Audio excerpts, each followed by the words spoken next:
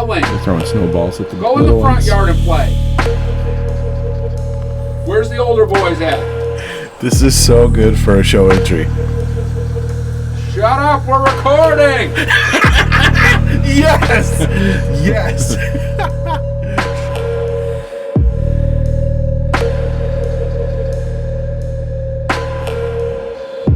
Feels like it's been forever since we sat down up here. It does. So we're going to get into, I don't know, whatever episode this is. I kind of lost count with the bonus episodes. Yeah. But this week's episode of Catching Hell, the podcast. Welcome, ladies and gentlemen. I'm Aaron, your host, with Robert. Hey, everybody. And Phil today. Yo, what's up?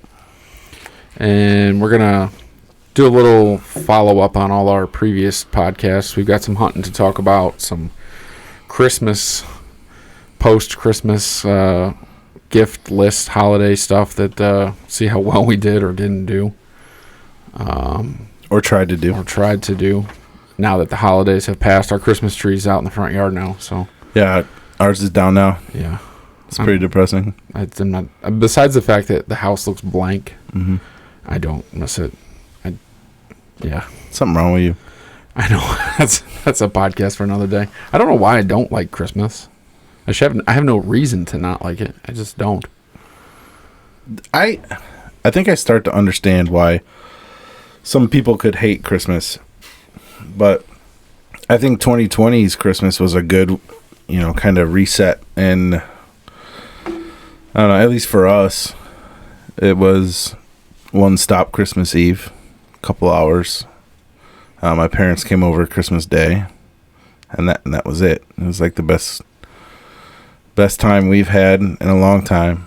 Courtney said it the best. As an introvert, it's kind of nice. But you can tell the kids were getting antsy, and so I don't know. I didn't mind it. Well, we had the small Thanksgiving, so it was very similar. We did get together with my mother-in-law for a few hours as well, just to try to feel somewhat like Christmas, but Yeah. looking forward to putting this year behind me. No doubt. Yeah, for sure. So, I guess we want to talk hunting first, right? Yeah. The big news of the Catching Hell world is Robert's big buck. I think it was a beast, bro. It's all luck, guys. Whatever. All right, so we had bonus rifle weekend, or gun weekend. Aaron and I were at the cabin. We went down for a Friday evening archery hunt and a Saturday morning rifle hunt. That went pretty similar to our rifle hunt in November. So it wasn't too exciting, but you went somewhere else and had better luck. So Really good luck. yeah, how'd that go? It went well. So I went hunting with a friend from work at a place where I had never been, with hopes just to see something. So I know the guys went down to the cabin. I heard after Friday night that they hadn't seen... I can hear the kids. What the fuck are they doing down there? Hold on. We'll have to start over at some point, man. I heard his Jackson yelling.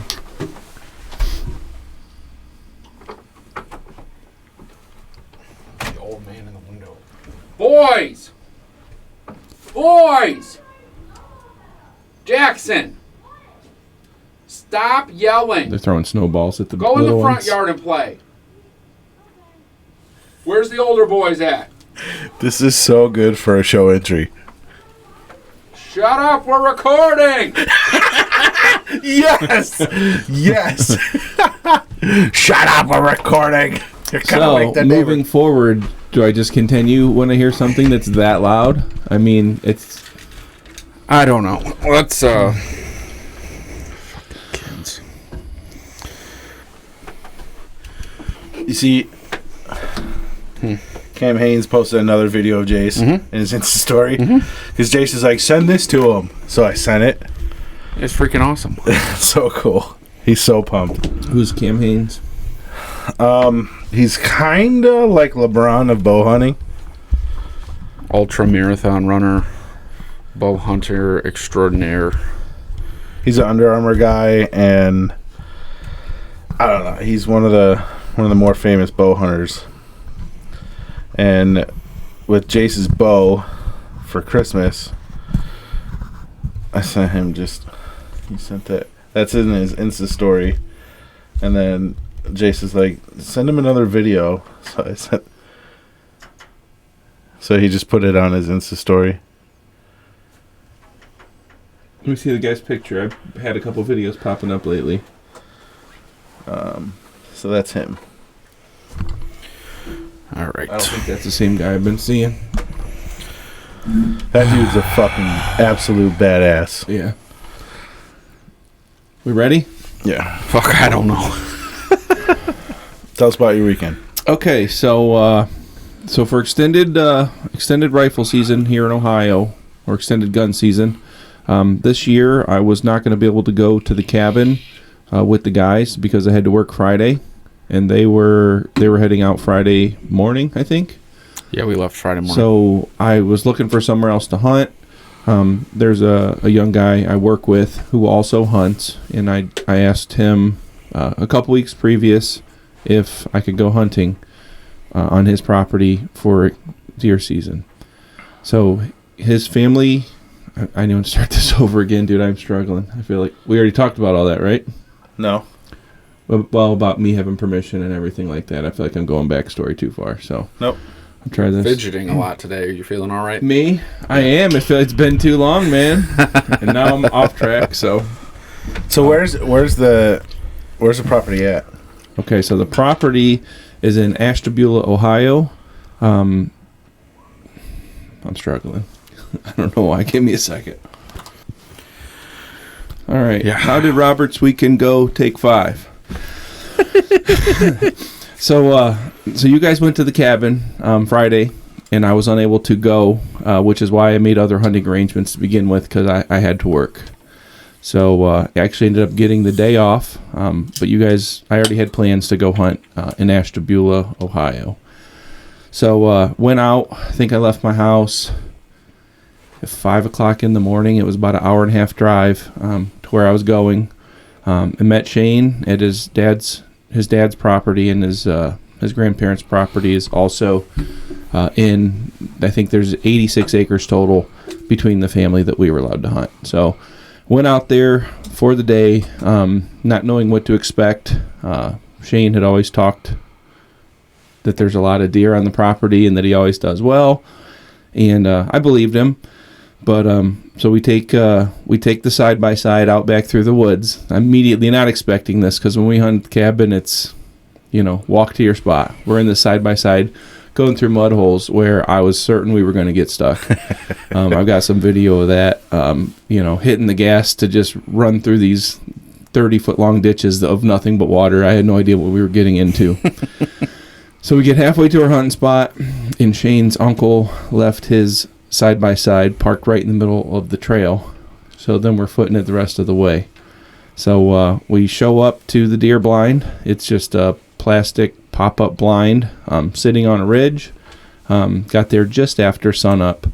Climb in and get comfortable. So was your plan to get there before shooting light, but the side-by-side stuck in the road kind of fucked you up? No, you know how I am. I'm not real pushy about where I want to be and when. I kind of followed Shane's schedule. So, of course. It was like, what time do you want me there? And he's like, 7:15. I'm like, late start, eh? And he's like, what do you mean?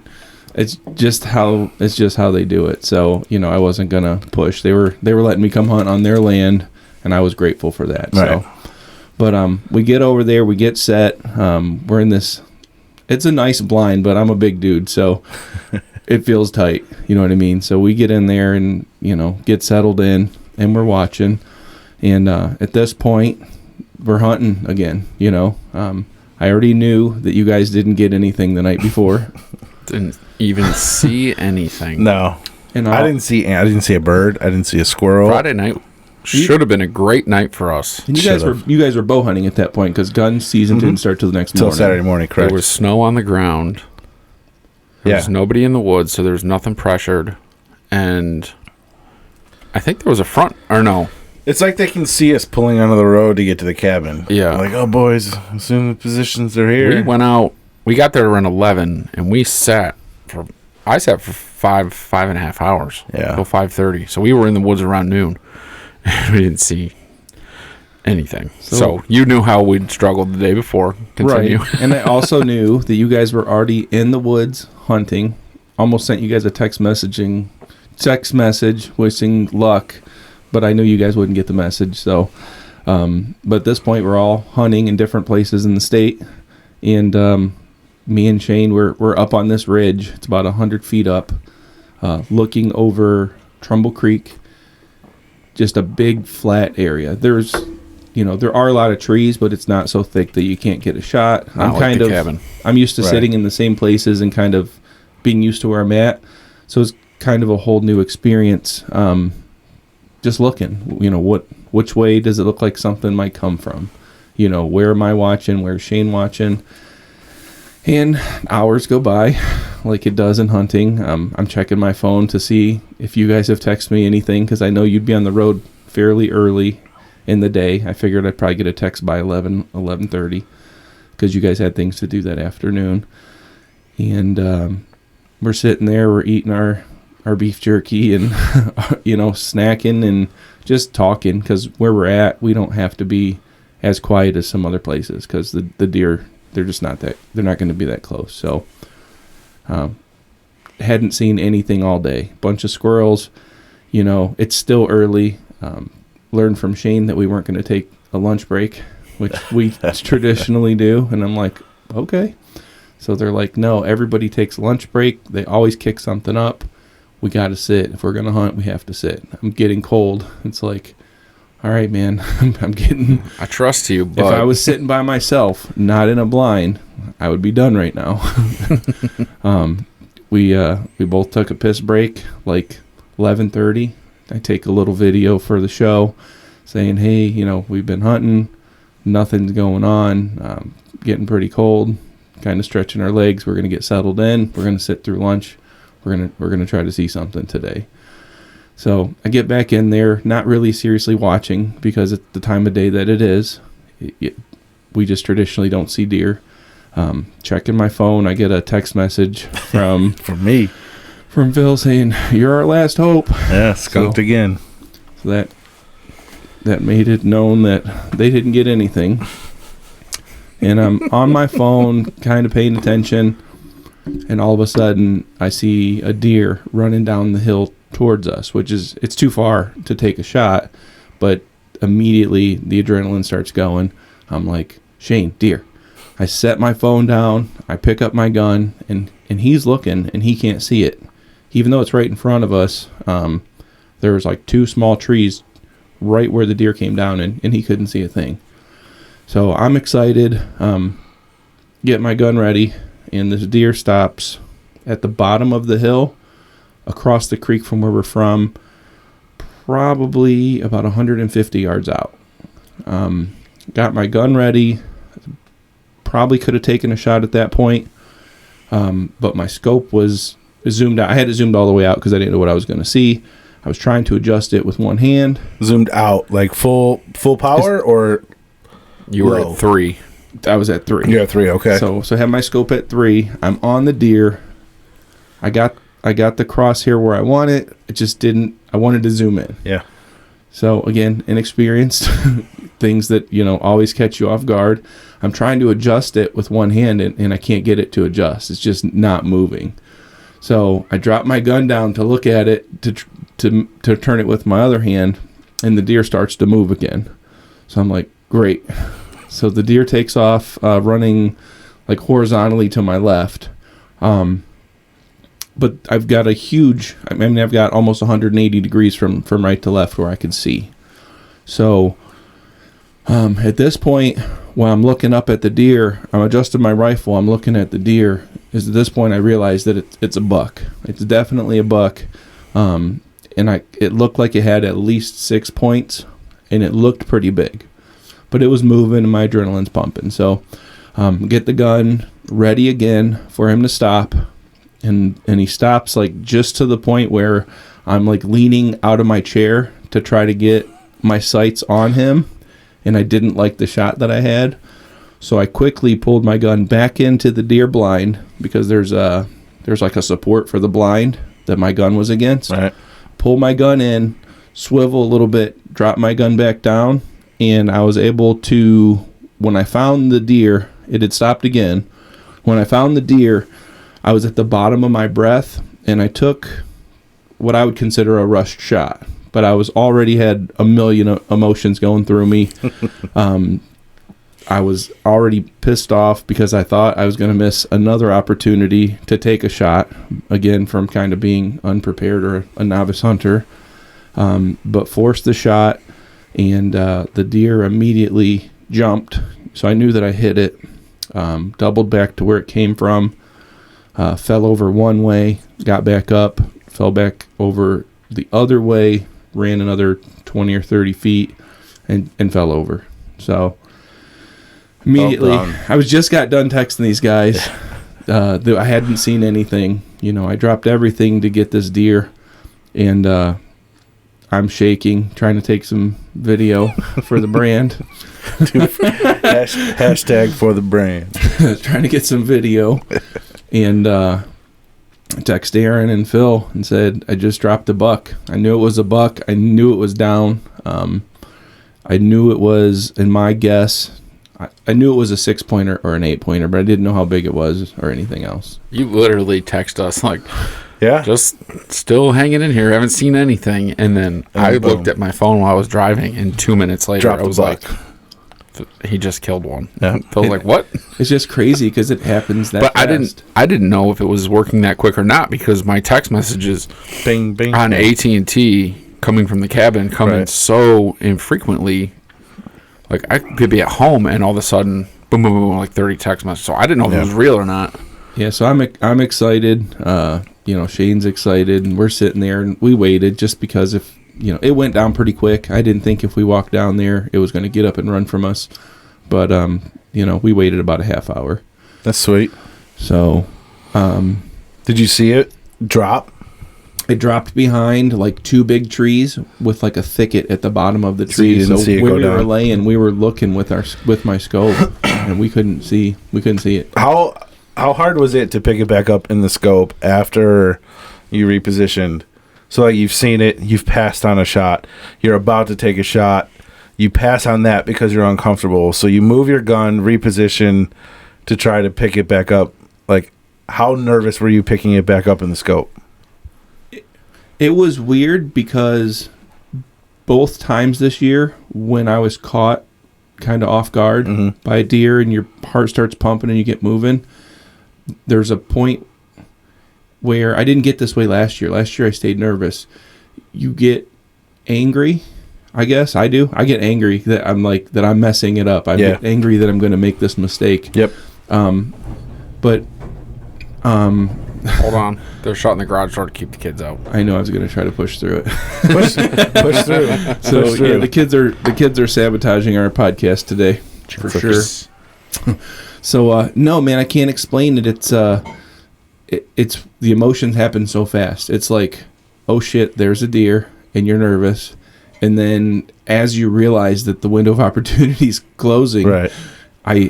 Both times this year it was like, okay, time, it's go time. Let's do this. So I actually was pretty good about it. Both of the deer I was able to get my scope on this year. I was able to find them quick without any. Actually, the thought didn't even cross my mind that I'm going to have a hard time. Yeah. So some of that's practice. You're sitting in the woods, not looking at deer. You find a leaf and you're like, how fast can I get on that leaf? You know what I mean? So if there's anything I can say I've done in Dorothy 2 this year, it's dry run, getting ready. Right. And I feel like such an idiot. Like, I didn't realize that my scope was at 12x for like the first day of rifle season. which is good. I'm glad I didn't come up on anything because I've been like, holy shit, what is this?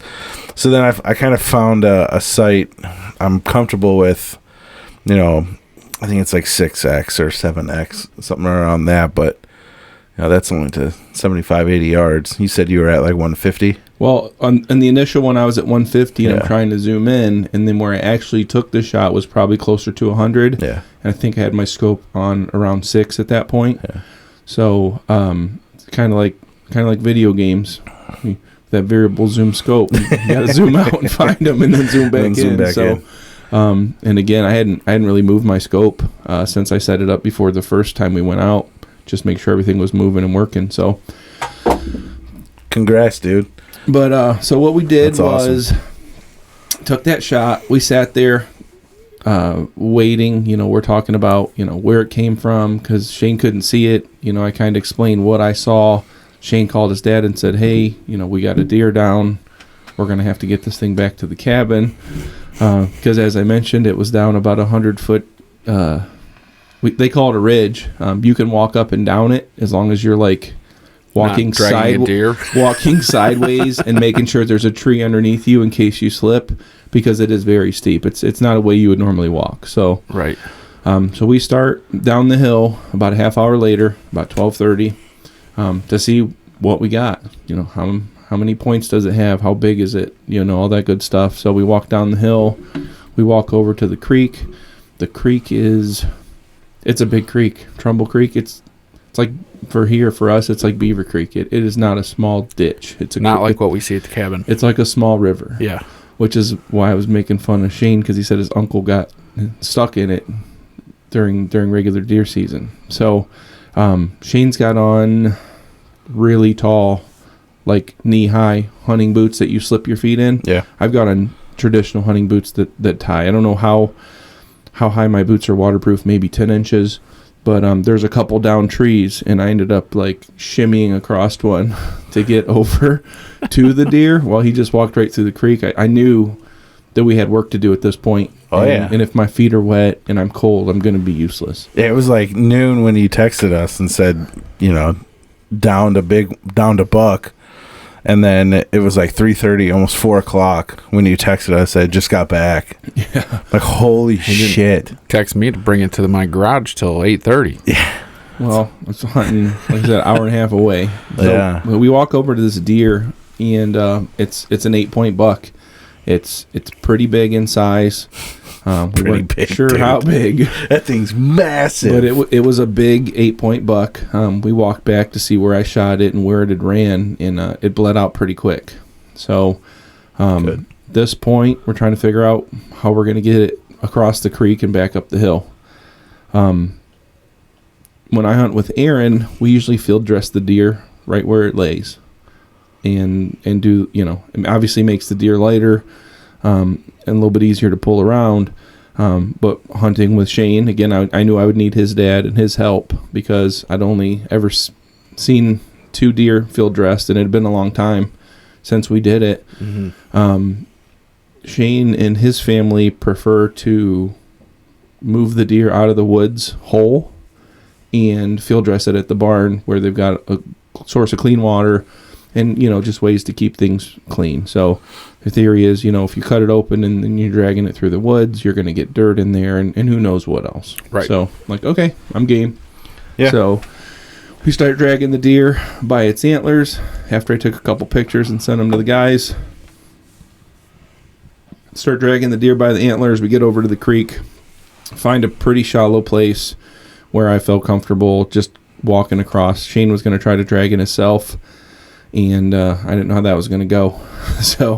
So we pulled it across the creek, no problems at all, pulled it over to the bottom of the hill, and at that point, we're trying to make arrangements to get this thing up the hill. So Shane wanted to go get the four-wheeler that they have on the property because it's got a winch. His dad was convinced we could pull it up the hill with the side-by-side. The woods were pretty torn up from a recent storm during the gun hunting week, and there's down trees and stuff everywhere. The side-by-side's bigger, and it probably took us 45 minutes to get it from where we parked it through the woods backed up to the hill where the deer was. We had 80 feet of tow strap hooked together, and we were still about 15 to 20 feet short of the deer. So Shane stayed up top, and I started to rappel down the hill. After I made it down a few feet, I went back up the hill to give the camera to Shane so he could get some footage, and I busted my face on the hill. My feet slipped. I went face first into a small tree that was torn, and stabbed me in the face. Cursed my name for making you take videos. Yeah, cursed Aaron because I made it down the first time. Got a pretty good scratch on my chin and a fat lip out of the deal. But got to the bottom of the hill, had to drag the deer up myself as far as I could, and finally was able to get the tow strap around the antlers. And Shane and I were able to get it up the hill. At this point, it's probably an hour and a half from the time that we went and looked at the deer to getting it up the hill. Was an hour and a half before at that point we had to pack up everything else we had with us in the back of this side by side to get back to the house.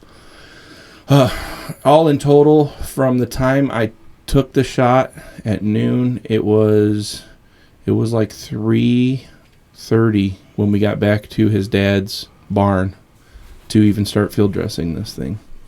So, time for the dirty work. Shane and his dad were kind of giving me directions, but they Shane held a leg here or there, but they didn't help me. It's up to you, boy. Right. Shane's dad is allergic to deer blood. That's a thing? I guess so. That's a good excuse to not have to field dress a Yeah, deer. right. We'll I'm a hunter, but I can't touch the blood. Yeah, I guess he breaks out real bad. Here's my knife. So, Never heard of such a thing. in any case, I got the thing field dressed. It was like 2 5-gallon buckets full of guts, and his dad was like, the whole time he's like, the guts on that thing are huge, like unusually large. I don't know, but He was a beast, bro. so while we're taking the deer, while I'm field dressing the deer, I'm getting up in there, and there's a ton of blood. But so far, as I'm gutting it, all the organs look good. I get up in the chest cavity finally, and I get the heart out, and the heart is like whole, like the size of, not quite the size of a softball, but close. And I'm looking for bullet holes, and I don't see like anything. The lungs look good, everything looked good, and all of a sudden I start noticing the artery, like the aorta, and it's like severed right at the heart.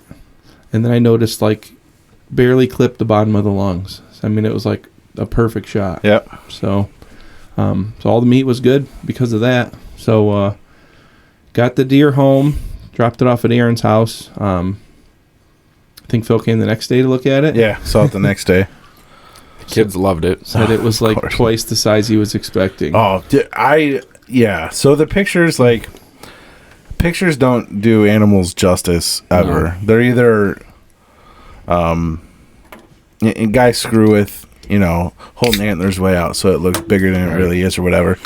But I knew it was a decent size. The rack was nice on it, but It was this like thing was huge. prototypical. I mean, like, if I was to say I want to kill an 8-point buck, it would be this buck. No doubt. He is not broken off anywhere.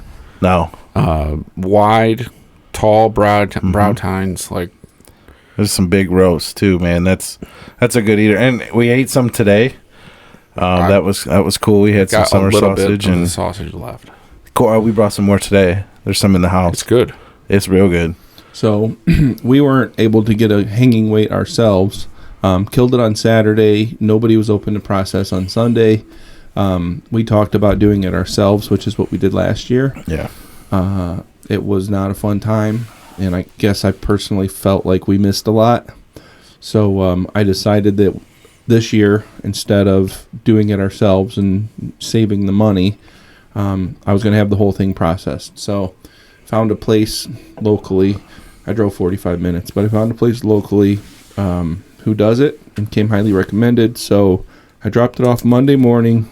Didn't ask for a hanging weight, but when I picked it up on Thursday, which was Christmas Eve, they processed it fast.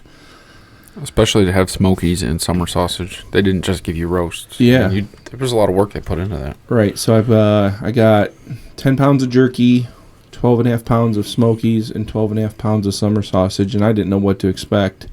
And I got a ton of meat, way more than I thought I would. But as I picked up the deer, I asked the guy, "Hey, did you by chance check the weight on this thing?" And he's like, "No, we don't usually do that. You can usually tell by looking at them how big they are." I was like, "I don't know that I remember seeing yours exactly, but I think I do." But they're loading this meat in the car, and then they're like, "There's more? What? There's still more?" And so the guy knew I was curious, and he goes, "I'll tell you what, man." He goes, "You got over 100 pounds of meat here." He goes, "If you get 100 pounds of meat," he goes, "your deer was well over 200 pounds." He said 200 pounds, 220. So that's the best guesstimate I have on the actual size of the deer. But when I was dropping it off, the first guy's like, "This thing is long," and hanging in your garage, it was nose touching the floor, feet touching. Nose on the floor, and the feet were about 6 inches from the beam. Yeah, but the face was on the floor, like. Oh yeah, he wasn't. The face would still be on the floor if we even got. We couldn't lift the legs any higher than we had them. It was definitely a big, heavy deer. Yeah. So, got lucky again this year. I mean, seeing him is half of it, but. I told Phil, you got your money out of that $350 rifle. Yeah. No joke, dude. It's on. 3 in 2 years. It's well done. You could hang that thing on the wall. She's done her job. We said that we didn't see shit the whole time at the cabin, which is a lie. When we almost hit one. When we pulled out, we almost hit one. Right there by the campground on like crazy 80, fucking on dog. 77. Oh, yeah. Yeah. Right when you hit normal paved roads, there was a doe standing next to the road. And she was like ready to jump in front of the truck. It still drives me I mean, I guess it's hunting, but it drives me crazy. I mean, literally it's noon and I'm sitting there like, we're not going to see anything. Boom. There it is. I mean, that's that fast. I was hoping that would happen for us. Every time you're like ready and like you hear something and you're looking in the right direction, it never just like walks out. Well, they showed up for me, but at night. Because I put corn out.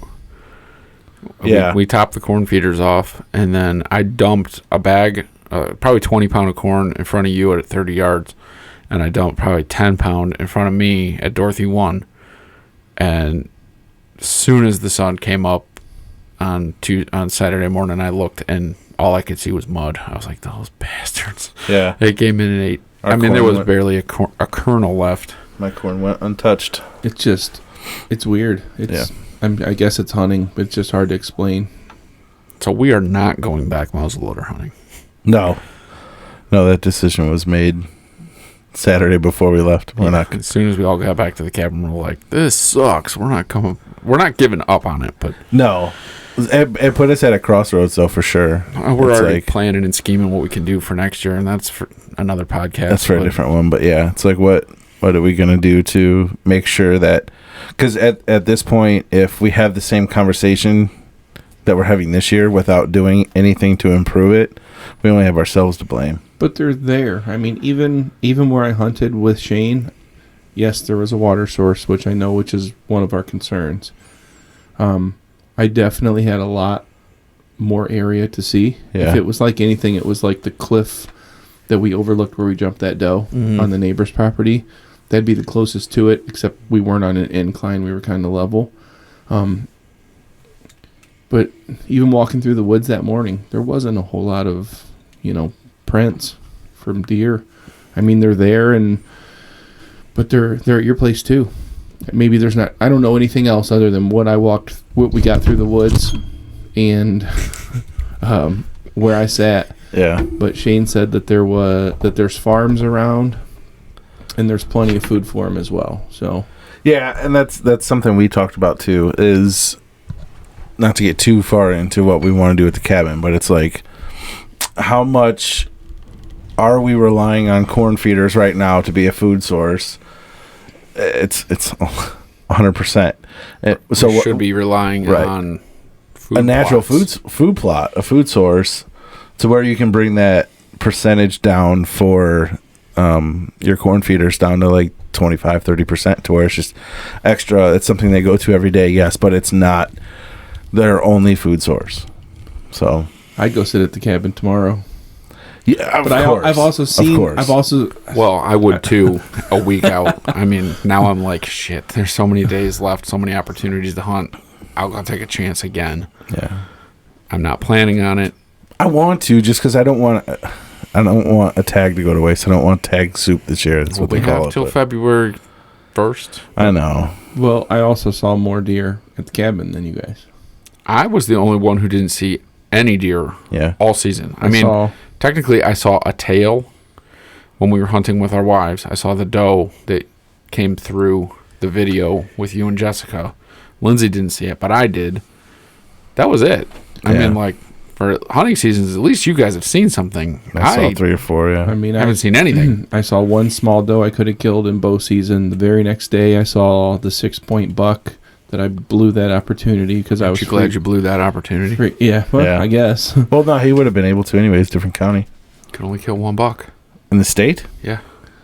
But I blew that because I was freezing my ass off. And then the more I think about it, I probably could have had that doe the second day of rifle season. I mean, And that wouldn't have been a problem. But that buck would have. You can only kill one buck. It's all luck.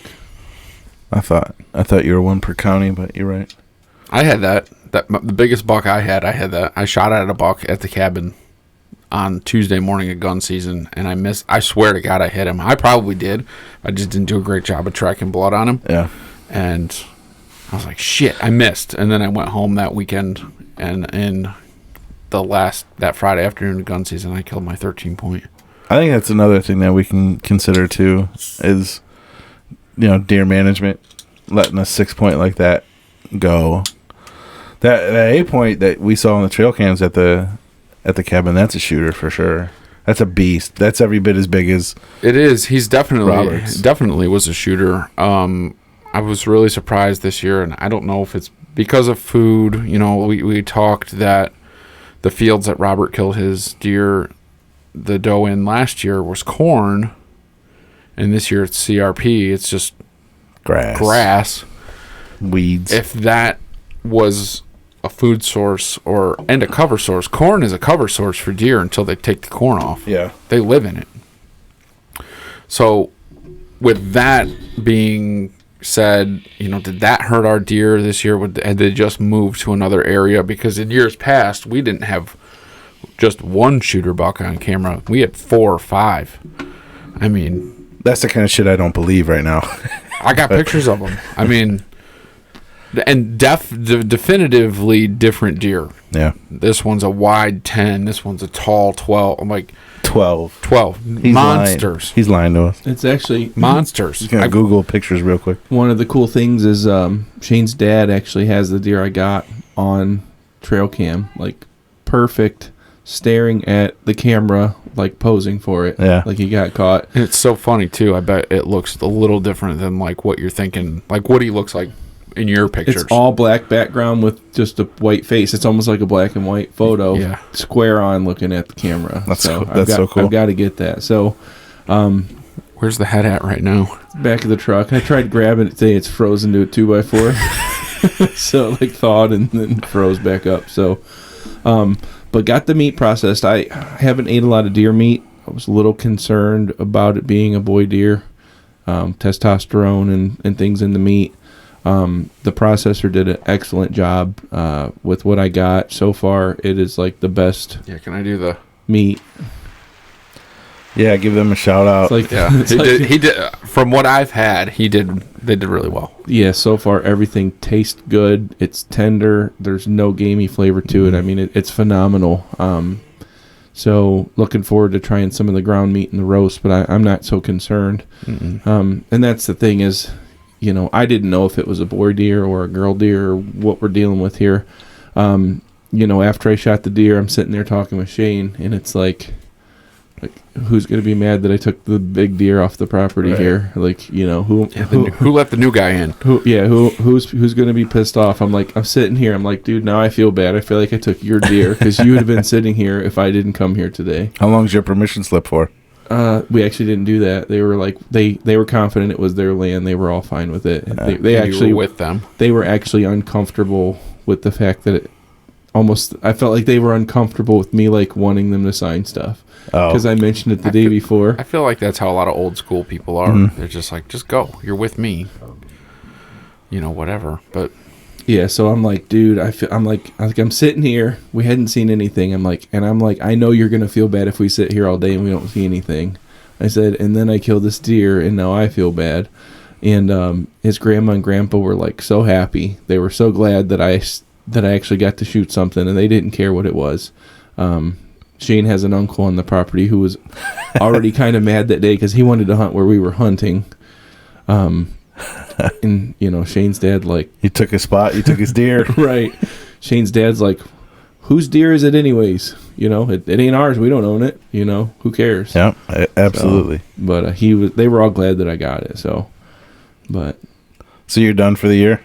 I don't have a. Don't have a tag? Well, I can buy a tag. I don't have a. What kind of gun is that? muzzleloader. A muzzleloader? Muzzleloader or bow hunt. I think You bow don't have a hunt, bow too. either. I mean, I'm not opposed to it. I love it. Yeah. I mean, I love sitting out in the woods.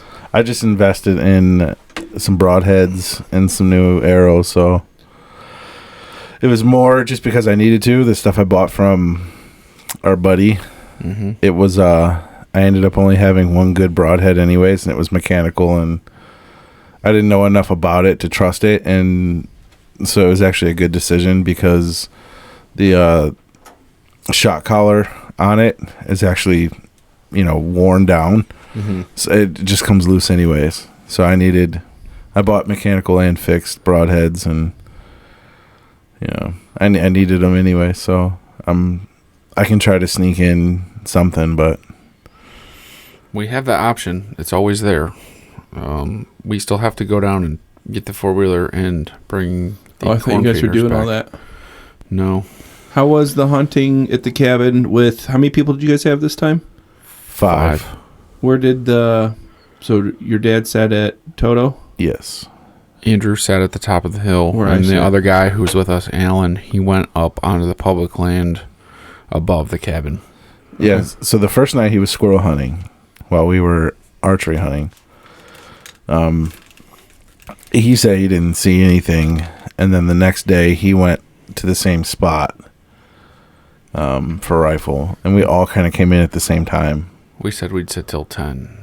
I was in at 9. Yeah, I saw Dad coming in at 9:30, and I was like, I'm going to sit till 10. Sit till 10. And I could have killed 8 squirrels at one time. They were literally, probably 2 shotgun shells would have killed 8 squirrels. I think by 8 o'clock I was pissed off. By 9 o'clock I went in and just packed up and didn't want to be the reason we were there any longer. Just Yeah. frustrated. Still not opposed to going. I mean, like I said, the feeders are still there. We have to go down and get the 4-wheeler back. Dad doesn't like leaving that down there all year. Well, that was going to be what we went for. So that's kind of how I sold it to Courtney. Right. When you asked, I'm like, well, I think he wants some help to go down there, and it's not just him and his dad, because we'd be fucking arguing the whole time. Well, we could have brought it back. Yeah, we could have. We didn't take the ramps with us, and the hills were kind of snowy. I was like, just back the damn thing up the hill. Yeah. And back the truck bed to the hill. Yes, just right in. And I'll ride it right in. But He did not like that he idea. didn't like that idea. So we'll go back and that's how I would have done it. Or there were 4 of us. We would have lifted the front end up and pushed it, and lifted the back end up and pushed it. He didn't like that idea either. You mentioned that. Yep. So I have, and I'm probably going to take it up, the opportunity to muzzleloader hunt out at work. That's cool. That was after there's been some concern lately with So ownership and hunting rights, and that's typically you can hunt that anytime you want. typically I can hunt the whole farm that's owned by my boss and his family. Mike doesn't muzzleloader hunt, and his daughter, who hunts, tagged out a pretty nice buck in archery season. I said, I still want to muzzleloader hunt. And he said, well, you can go set my blind if you want. So I'm not hunting on the family property. I'm hunting on his property. Okay. If I get a chance to get out, I got to go buy more slugs and double check and make sure my powder that I have is not compromised, because that's the thing with muzzle loaders is you want to keep everything cool and dry and not. So I'll take my gun to work one day this week and make sure it shoots and we're hitting solid. If I go, when is that? That's in like 2 weeks, right? It's next weekend. Is it? Saturday, Sunday, Monday, Tuesday. So if I go, I'll go sit in his brand new Oh, that thing. blind. Oh, Did he get that at Rural King? He got it at the Finn. Okay, it's probably a different brand or something. It's funny It's on like a is it a sled. redneck? I don't know what it is. I didn't look at it up close. It's on like a sled that you pull. So he pulled it into place, and he goes, I don't even need a Mr. Buddy heater in it.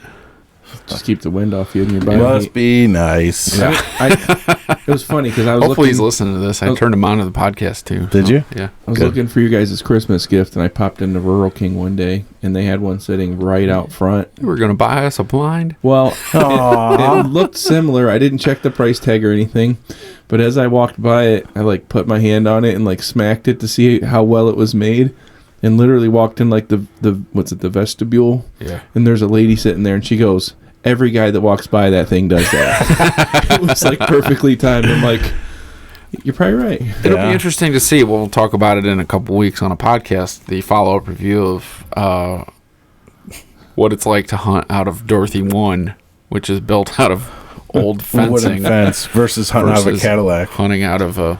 Dude, I think this thing's more like a Maserati than a Cadillac, but Well, we'll see. tell Mike Precision Paving could be our sponsor. Yep. So, I don't know. I'm not... I kind of feel like you, Robert, you know, you're hunting on somebody else's property and this big buck's going to step in front of me. He's, you know, his daughter killed a really nice deer, and he's said that as soon as that deer left, there's another monster back there, and I'm like, shit, that's going to be my luck. All I really want is a doe. I'd like to have a buck antlers for Shadow to chew on. I'd love to have another set of antlers hanging on the wall, but just I'm really meat hunting at this point, so give me a doe to step in front of me so I can deal with that. But yeah, Well, Robert's deer, that's going to be one hell of a Euro mount. oh yeah, when we get around to it before it rots off in his bed. Just rot in the That'll truck. work too. Yeah. I thought about that today on the way home from basketball. I was like, what is that deer head? Well, At we some got- point, that's going to be really freaking gross. Yeah. Well, I'm like, I went to look at it today. I'm like, it's been rolling around the back of the truck. It probably knocked one of its horns off or something. We'll have to do it soon. Dumbass. Do you have a power washer? Do you have a power washer? I do. Okay. He's got a boat and a camper. He better have a power washer. Right. Because I just got one. I don't know. That's a good segue into part 2 of this podcast. Oh, true. It's Christmas. Yeah. We'll just dive right into it. Yeah. So how was Christmas for you guys? It's good for me. Yeah. You got everything on your list, didn't you? Well, almost everything. So I got my list sitting right next to me. Hold on. Did she get everything on her list? yeah. No. So No Peloton. let's talk real quick about my list. So I got the Meat Eater Guide to Wilderness and Survival. So in case you get lost in the woods and bitten by a python. Courtney said. Yep. So I'm good there. I did not get anything Black Rifle coffee, but I did get a Cabela's gift card from my parents that I'll probably end up using Black Rifle stuff because I don't know what I'm going to buy. Maybe fishing gear. Depending on the amount of the gift card, you could do some damage there. So I just today placed an order because I had a couple gift cards. It's not huge. That's even still. There's some good stuff on sale. I think what I'm going to do, not Black Rifle stuff. I need another fishing spinning reel Yeah. that I'm going to load up for walleye. Get it rigged for walleye. Because if you recall, this summer when we were going to go catfishing with the boys, I had 2 reels that I could not get line to stay on. Yeah. And I threw those pieces of shit out. So I have a pole downstairs that needs a reel. Yeah. So I think I'm going to do that. I didn't get any Cleveland Fishing Co. But I did get... This was the year of booze and knives for me. I got a ton of beer. My mother-in-law came in from Texas and brought me like probably 30 beers from Texas. Actually, 36 to be exact. And some of them are incredibly alcoholic. So that's a good thing. And then I got 4 pocket knives and the Bubba cordless fillet knife that we got Robert this summer. I knew you were getting that and Onyx. Yeah. Sorry. And Onyx. I got Onyx. Sorry. I got the verification text. So actually, I was the go-to for both of your Christmases. I got the verification text on the knife from Lindsay, and hey, how does Onyx work? How do I buy somebody Onyx? So Yeah. I haven't installed it yet. excited for It's you- just for you guys. the 1-year subscription for the state, which is good.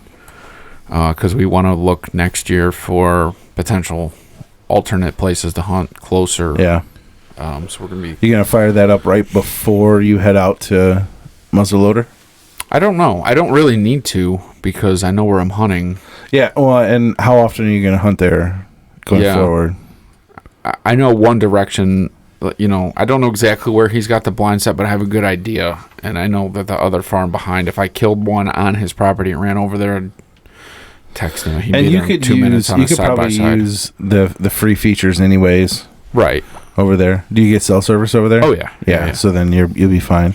So those were the things that I got. I felt really bad Christmas morning for Lindsay because I got her pajamas, which I gave her a couple days before because I was like teasing her. I was like, I'll let you open a Christmas present if you wear them tonight. Pajamas. Nice Yeah. pajamas. Yeah, they were nice, which she liked. And then I got a couple pairs that I gave to her from the kids. And then the other thing I got her was boots. She wanted Sperry duck boots, which I got her. And I totally forgot about while she was opening presents. I was like, shit, I didn't get her anything. I got her pajamas and her stocking, which had like razor blades in it for her legs and like some chocolate candy. I also rated the Target underwear for the laciest looking things I could for 5 for $20. I don't care if she ever wears them. It's just funny. Because I was like, I don't know what cut this is. This is incredibly awkward as a guy buying underwear for your wife. I think I got all the right size though. And then I forgot about the boots. So she goes to open the boots. I was like, oh, good. Boots. Well, she opens them and she's like, wow, these are really big. What size did you buy? I'm like, you told me 9.5 or 10. She goes, yeah, in women's. Men's. I bought 9.5 in men's. Idiot. Those are like 12s for women. Yeah. So luckily I bought those through Zappos and threw them right back in the box and dropped it off at the UPS store yesterday. Got a $96 credit that she can go buy boots for. I told her, I'm like, I would have found them in store, but Yeah. everywhere in store, Cabela's, Famous Footwear, Kohl's, all their Sperry's, they only had 6s. The boots were like we were on our way home from our gallivanting yesterday, and Courtney found it's kind of scary. She was driving and found a pair of boots on Target that she liked.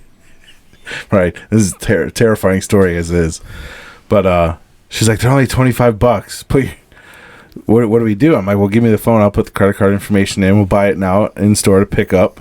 Says they're in Lorraine. Pick them up on the way home because we were going to the zoo last night to walk around the zoo and look at all the Christmas lights. And your feet will be warm. Right. So I bought them. She goes there to pick them up. And they're like, oh, well, we were just going to cancel your order anyways. We don't have them here. Like, oh, okay. So I get the boot struggle. They are returned. She will be getting the boots that she wanted. She did not get a Peloton. She did not get an Apple Watch. No, you cheap bastard. Yeah. Just the whole time on Christmas morning. Did you see the Saturday Night Live skit the week before? No, I was told by you guys to watch it. Oh my God. It's freaking hilarious. So it's like it's like in one of those shorts, right? Digital shorts. And the whole family, like, they're like, the kids are like, and I got an iPad, and I got a this, and then I got it. And the dad's like, and I got a this. And the mom's like, and I got a robe. And then, like, they go, and I got a this, and they cut back to the mom, and I got a robe. And then the mom's like, and I burned my hand cooking breakfast. And then they're like, what did the dog get? And then the dog's like, I got a bone. And the mom's like, I got a robe. Like, the whole time Lindsay's opening gifts, I'm like, oh my God, I only bought her pajamas. I as well just bought her a freaking robe. That's funny. But it was good, though. You guys had fun.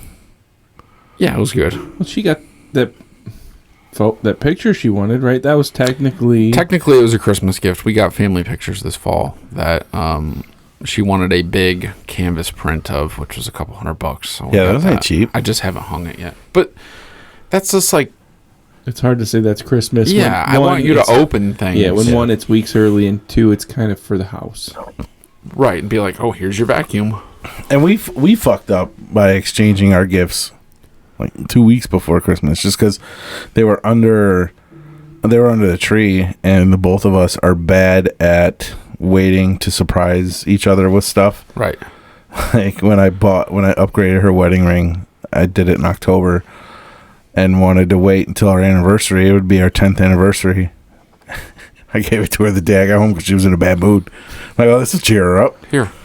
So, does this work? It worked, but so it was going to be the same thing. You know, Christmas morning she was going to have nothing, and I didn't like that. So we went out and did some extra shopping. That's why you wait to save the money. No doubt. You just keep buying. No doubt, and get this shit. So we went to Kohl's, and I went in saying, she is beyond the point of buying clothes for need, because you know she's a whole different wardrobe, whole different person than she was 2 years ago, and so she's beyond the point of need. Now it's, I'm gonna buy her stuff that I want to see her in. I don't want to see you in the same shoes or whatever. So I bought her some really nice, what I would consider nice casual, like boots, a sweater, and there's like a workout shirt, and then it was going to be one from each, me, Jackson, and Jace. She fucking has all three. I was going to ask you if you had a boot story, because I thought I heard that. Yes, she has everything we bought her. I was like, she opened it up, and my wife is really good at a lot of things. One of those things is shitting on you if you get her a bad gift. Me, I am Mr. Oh, I love it. And thanks. This is awesome. This is great. I'll come up with some reason to lie to you about what I'll use it for. Not her. She will crush you. So she's like, she was cool about it. She's like, I'm sorry. I have these. I just never wear them. I'm like, fuck, you need to, because I think you would look great in these. And then same thing when she opened the sweater and all that stuff. So we had the conversation. It's like, listen, going forward, I'm no longer getting you stuff I think you need. I'm getting you stuff I want to see you in. So take Christmas as your hint. Plus, I had $250 gift certificate towards her tattoo. She wanted to get her arm finished. So that was like the big thing. I knew she'd have that to open, but I wanted her to have other stuff to open. Right. Just turns out she already had everything. Yeah. So how'd you do, Robert? Christmas as usual for us. I found out what I was getting beforehand, which I usually do. A lot of time it's when I'm going to buy it myself, and she's like, maybe you should wait till after Christmas. And then once I realized what I was getting, then it was my panic to get her more because I felt like And Jessica, for the record, he didn't find out what you got him from me. So, so we talked. So, a lot of what you just said there. So, I'm not good at pretending I like gifts either. So, and Jessica. Why not? Why can't you just open it, put on a smile, and then fucking give your disgust to somebody else other than the poor person that gave it to you? Like, what is wrong with that? Why can't that happen? I don't know. So, no, let's not gloss over this. What's the mindset of that? I want to know it because I'm secretly asking my wife. So you can figure it out for her. Yes. I don't know. The emotion is overwhelming. I don't know. I've always been that way. Like, oh, thanks. I don't know. But so Jessica, as usual, always finds what I would consider the perfect gifts, things that she knows I need, things that she knows I want and I can use. So We were going hunting, and I ordered some things off of Amazon for our trip, and I was checking to see if they were going to be here in time. And I went on Amazon because we share an account, and I found a rangefinder and a camouflage backpack. And I'm like, shit, I wasn't supposed to see that. And I didn't tell her that I seen it, but I found out that my boot covers weren't going to be here in time for hunting. So I went out to Cabela's and bought them. Oh, I still need to buy those from you. Oh, she returned them. I didn't know for sure. So I went out to Cabela's and bought them. I told her I was going to buy them, and she didn't ask why or anything. And then I get back from hunting, and she goes, oh, your boot covers came. I'm like, yeah, we'll have to return those. Or do you want me to return them? I said, Phil might want them. But anyways, so I never told her that I seen the stuff. But from like that day forward, anytime I was curious about something that was supposed to be coming from Amazon, I'd be like, hey, can you check on this? Hey, can you see if this is going to be here in time? And she never once asked. I figured she'd catch on with the boot covers. So anyways, I got those 2 items, and I got a pair of slippers, which I knew I was getting. Such an asshole. because she cussed me out because I told her in the podcast that I wanted it was Uggs or North Face. So, and then I found some Champion ones at Journeys when we were Christmas shopping. She's like, maybe you should wait till after Christmas. So she actually got me some really good slippers, so I'm going to keep them. Sweet. But, so those are my 3 items, and they're all quality items, and I'm really happy. But for her, for Christmas, we kind of went down the list, and it's like, oh, you wanted sheets? Why don't you pick them out while we're at Target? Which is, there's some sheets there that we have that they got, the way the elastic's on them, they're easy to put on the bed. She likes them, so they're soft. I bought her, kind of like the picture frame for you, Aaron, I bought her a mixer like a month ago, and instead of waiting until Christmas, I wanted her to make all the cookies before Christmas, so I gave her that gift early. And they came out awesome. We appreciate that. Yeah, so and again, I try not to buy things for the house as Christmas presents. It's like, you know, you've wanted one for years. Why didn't we buy one before Christmas? Just go buy one. And she's simple. She's, she has most things that she wants too. So I don't know what else was on her list. I'm not looking at it, but she got some nice pajamas, 1 pair that she bought herself and asked me to wrap, and 1 pair that I picked out with Aubrey. I got her some storage containers. I told her, I think it's been over a year, that there was no budget for us as far as getting organized in storage. Like, if you need bins, buy them. If we need to buy a shelf, let's get our shit together. So we're baking, and we're grabbing grocery bags with bags of flour in them, and they're all shoved up in this cabinet, and you open them up, and flour goes everywhere, and sugar's leaking, and it's like, you got to get organized. So I bought her some containers to organize that kind of stuff. Those are the ones I bought? Nice. They're a little smaller than I thought they would be in the picture, but I made her go on and order some more stuff of what she wants. Okay. They worked, but they're like half the size they look like. Yeah. So she picked herself out some earrings and some little stuff, but for the most part, she handpicked her gifts. I mean, we really try to focus on the kids more than each other.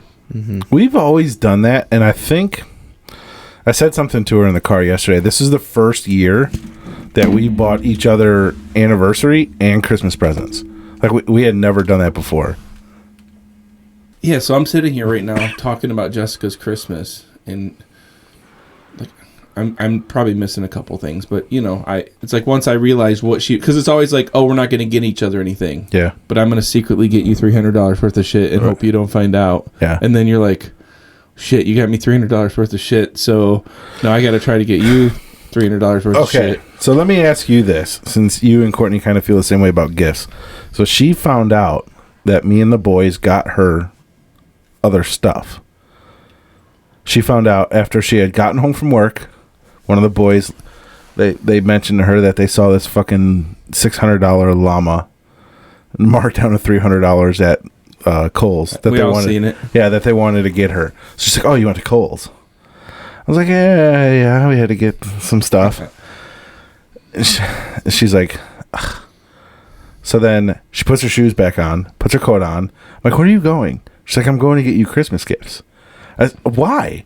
Why are you going to get me Christmas gifts I don't care if you know that I got you something. Like, she got me Christmas gifts that I opened up early. And I'm not expecting anything on Christmas morning, but I don't want you not to have anything Christmas morning. So why do you feel obligated to go get me something? Just let me go get you something.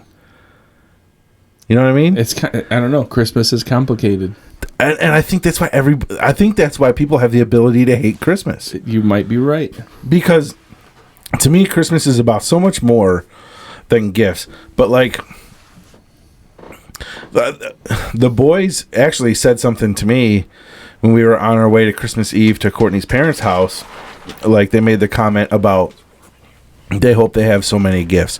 I think Jace made that comment, and Jax is like, that's not what Christmas is all about. And Courtney's like, well, what do you think Christmas is about? And Jackson made the comment, well, it's giving gifts to people. I'm like, okay, good, boom, we're here with you. But I think Courtney has an inability to let me just get her gifts and her just accept that. She feels like she has to go buy me gifts, and I didn't want that. I mean, I really enjoyed what she got me.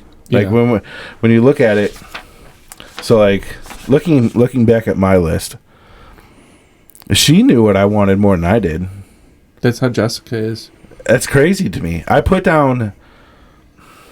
I didn't get ammo. I did want ammo, but nobody's gonna buy ammo today's world, especially if they know how much I already have. Mm-hmm. But on this list, I got 2 things, and I bought myself both of these things, and everything else that I got for Christmas was thoughtful and from Courtney. Did you get hip waders? Did I get who? No. So we did have that conversation because she made the comment, blah, blah. Aaron suggested this. I don't know how I feel about this.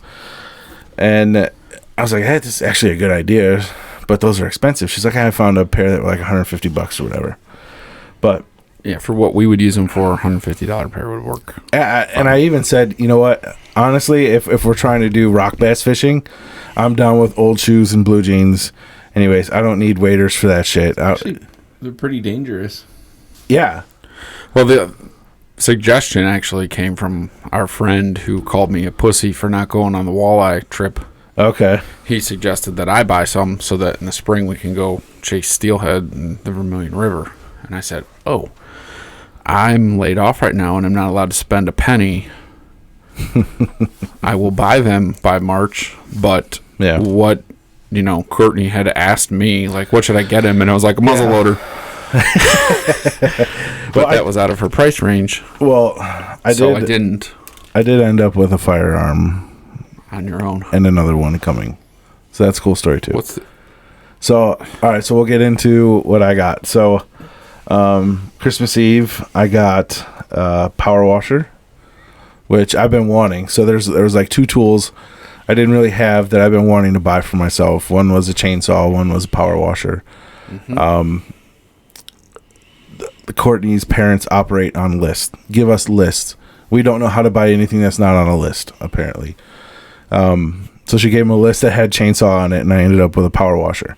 I don't know how that happened, but it's cool. I'm very grateful for it. It's honestly probably what I wanted more than a chainsaw anyways. So I got that, and then I got a Christmas card with some cash in it, mm-hmm. and then a $50 Cabela's gift card. So I'm building up the Cabela's cards, and move on to Christmas Day. Ended up getting somebody walking up here. Yep. Yeah. Can you pause it? We're stopped now. Yes. Hey, Jessica, I need you. You're gonna sit in. Nope. Does it feel warm in here? It does. Robert's probably gonna have to leave. Oh, okay. I think they just got food down there too. Oh, they just ordered something? I saw another car in the driveway. That's why Courtney asked me if I had a 20 on me. I don't carry cash. I don't know anymore. We don't even have a bank in the area that works. So I need to switch. So we diving back into this. Germ on hunting. I don't know. I'm going to give Robert a minute and see. Yeah. We need to, drill a hole with a funnel pee out to of? the gutter or something. There, you're still recording, right? Yeah. So, one of my last jobs at the mill in production, you basically worked in this box in the middle of nowhere. You are stranded on your own. Yeah.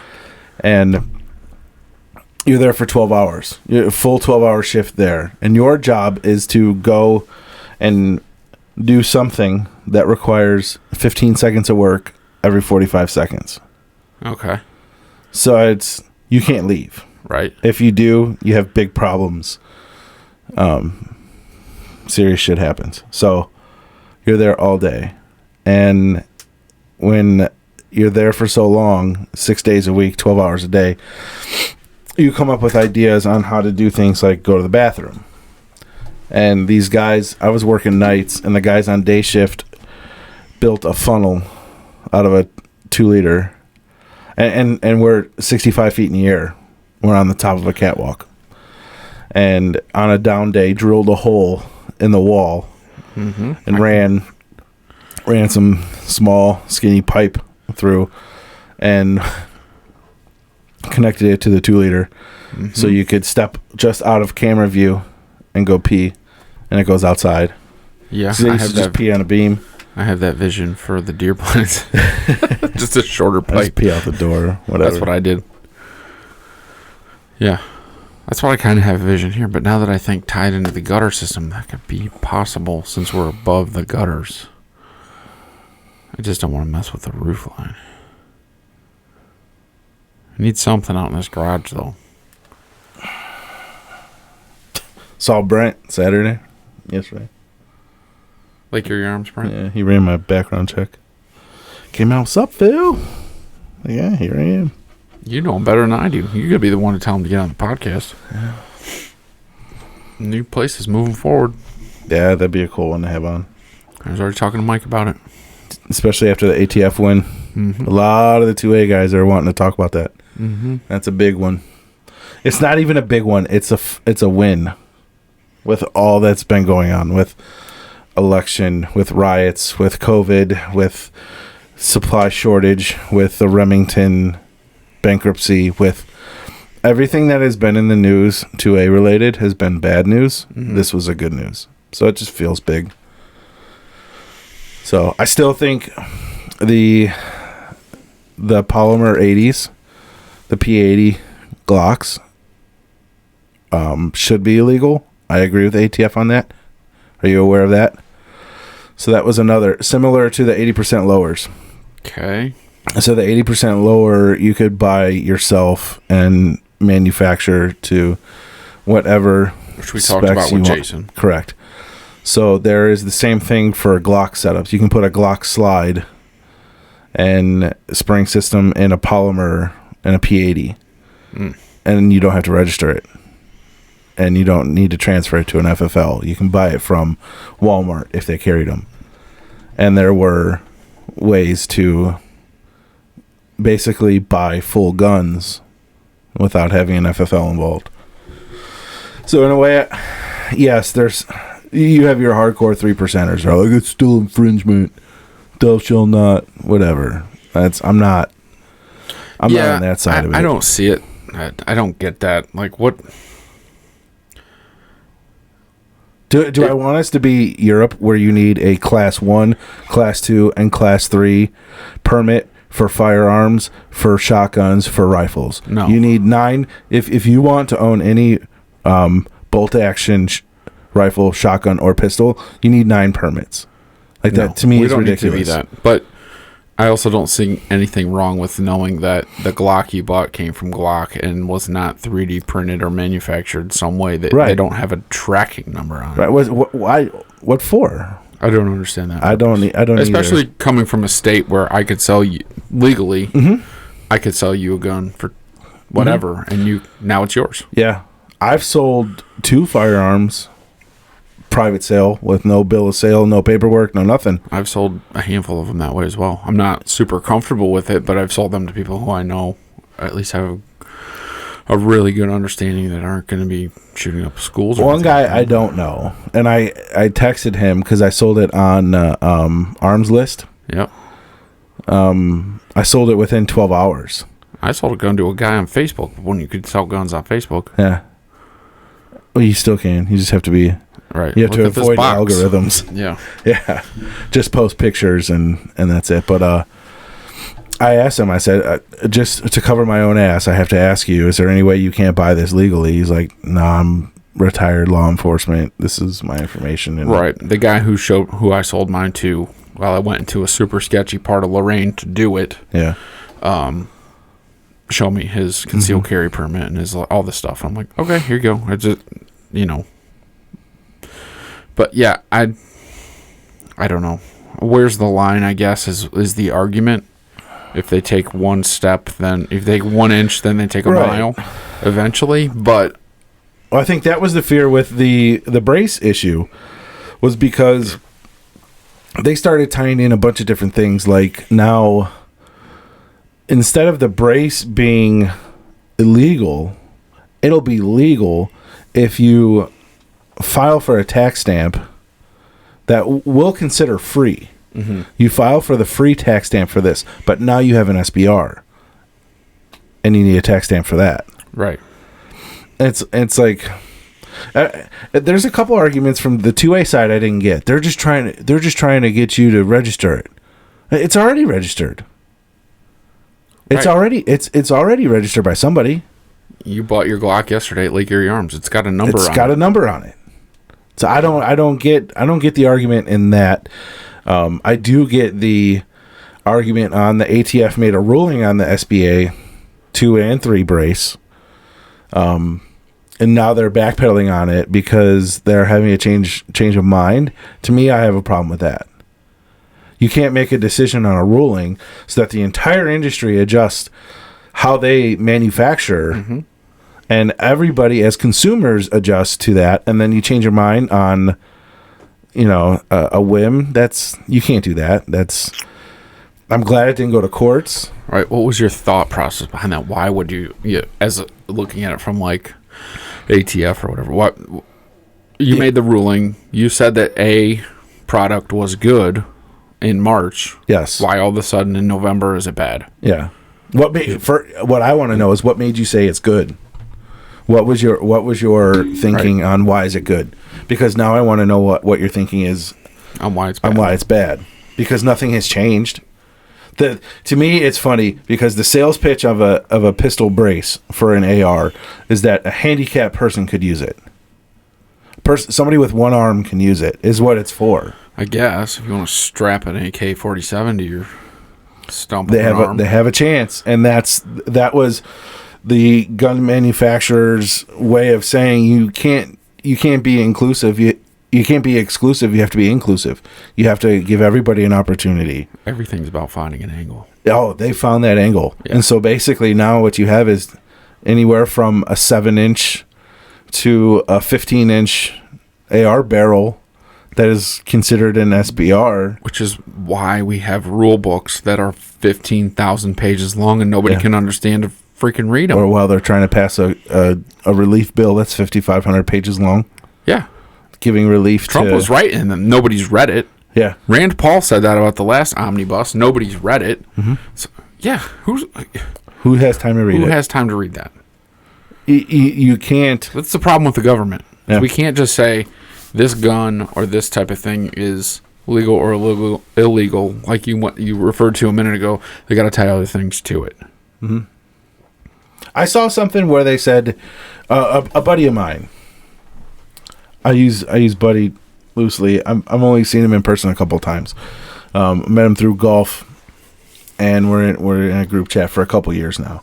And he's super liberal, but not unreasonable. He's somebody I can have conversations with to educate me on the other side of thinking, because whether it's race, inequality, whatever the issue is, politics in general, I want his opinion on it so I can help form my own opinion on it. This is the guy we talked about in the truck on the way down. I don't know. To the cabin. I don't know. Maybe. I don't remember. It sounds like the same guy. And I brought it up to him. Well, I brought it up to the group, and he's like, well, it's just quicker that if they're able to add more things in, they don't have to vote on a bunch of different topics. They just vote on one topic. Their job is to vote. But they should be taking care of us first, anyways. You should be beer time. You should be taking care of your own people before you're voting on military relief for Egypt. Absolutely. Or some sort of equal rights thing in Afghanistan. Like, I get it. Everybody deserves equal rights. Blah, blah, blah, blah. I get it. I'm totally cool with it. I don't think that the number of issues you've added to this bill should be the reason this bill doesn't go through. Right. The bill should be, do we agree on the amount going to each citizen? Do we agree on the total amount of the bill? Those are your two questions. A and B. You could do that in 45 minutes. Yeah. And then is the rest of the money going to go to businesses in the country? Mm-hmm. With outside of that, there should be no more discussion. There shouldn't be how much goes to these natural, I shouldn't say natural, national buildings that have been shut down since COVID started anyways. Right. Well, I want to support the Smithsonian and the Kennedy Center for the Arts because I'm an arts guy. I believe the arts are important. Why are we voting on this? What is this in here? I don't have the time to read this. I don't know what the hell you're doing. Yeah. But like you said, what's the amount? The one side says 600, the other side says $2,000. All right, let's meet in the middle. It's Boom, not even let's the other knock that out. side. It's the president said $2,000. Yeah, because and his House Republicans didn't back him. Correct. And then I don't understand. The worst part about all this is, and this was the president's downfall, is he can't handle that situation like a fucking adult. Mm-hmm. And call the two groups together to have a discussion about it. And he goes to his stupid fucking Twitter, right, and puts out these dumb tweets, name calling, and this isn't fair. And remember, I told you, I warned you. Like, grow the fuck up. This is the reason you lost to an imbecile, right? An absolute imbecile who doesn't know what day it is. Kicked your ass because you're an idiot, right? Because you pissed off. Because you pissed off million people. 70 million people in this country got pissed off by you. Yeah. And it's like, grow up, dude. You can act like that on Wall Street. You can act like that in big business. You can't act like that to every American in this country. Right. It's just fucking infuriating. I don't. Politics is a whole nother another podcast we can go down, but let's fucking go there because we need more downloads. Yeah. The firearm stuff is interesting to me. Coming as a guy who doesn't own an AR, who has owned an AR. That was one of the guns I sold. They had a good sale on them too, man. I should have never sold the one I had because I never paid for the one I had. I got it through a family member who didn't need it. He's like, my grandpa got it from somebody. My grandpa had no idea what it was. It was a Colt, and I was like, I'll take it. And it was when ammo was cheap. It was a Colt? Mm-hmm. Holy shit, you didn't tell me that. No. It wasn't a Colt. No. It was an M&P. Yeah. Straight M&P 15, iron sights. Mm-hmm. It shot. I mean, it was fun to shoot, but I was just like, I don't shoot this. I don't have the money to build it out. And I don't remember at the time I sold it to buy some camera equipment or something. I don't remember what I did, but shouldn't have sold it. I have nothing against them. The short barrel rifle thing is interesting to me because I feel like that's just, if you're not cheating, you're not trying to play the game. Right. Because this wasn't a thing 5 years ago. Mm-hmm. And all of a sudden everybody's like, oh, short barrel rifle. I'm like, isn't that just like, you need a tax stamp for that, but you need one for this. Yeah. It doesn't make any sense to me. Oh, because the stock you have on it is different. Well, it's not a stock, it's a brace. Whatever. So I'm trying to figure out how everybody's playing the game, which I guess is, like we talked about, it's why there's the rule books have 10,000 pages in them, because if you're not cheating, you're not trying. Yeah. And so I get it. Don't get me wrong. I think all the stuff is cool. I love everything like Yuri Arms has. The pictures and stuff are awesome. I wish I had time to shoot them, which is why I don't buy them, because one, I don't want to think of now I have a 223 or 556 or now I have a 762 or now I have a 65 Creedmoor or now I have this. Shit, now I have to have 500 rounds of ammo for it or more and to go competently shoot it. We weren't sure if you were coming back up here or not. I wasn't sure either. I was ready to leave if I had to. Yeah. So we went in to talk about Fucking Second Amendment. Second Amendment and ATF. We got on And then we kind of jumped into the government stimulus and stimulus package and the Trump president and being an idiot and tweeting and yeah. So where were we when? Oh, Christmas. we were talking about My Christmas gifts. with your gifts, Okay, and that you bought a gun yesterday, and have Okay. another one on back order apparently already. I do. So, all right. So to get into what I got, so when Courtney found out that I got her stuff, she couldn't just let it be. She had to go out and get me more stuff, which is kind of annoying because I asked her, I said, why can't you just let me get you stuff? Mm-hmm. I didn't want you to just have an envelope to open. I wanted you to have gifts to open. So, and the boys wanted to have something for you. So it was something from all of us. But she felt the need to go out and get more stuff. She gave me the whole, don't look at the bank account, don't look at the credit card statements, just, wait till Christmas. And like on my list, like I said, there was only 2 things from my list that I got, and I bought them. Right, everything else that I got, she got me, and they were awesome. One of the things that for Jackson's school, he had to do this report. It's called like a genius hour, and his teacher asked if any of the parents would be interested in doing a genius hour, to where you basically spend an hour a day working on a project on something that you want to know more about. Mm-hmm.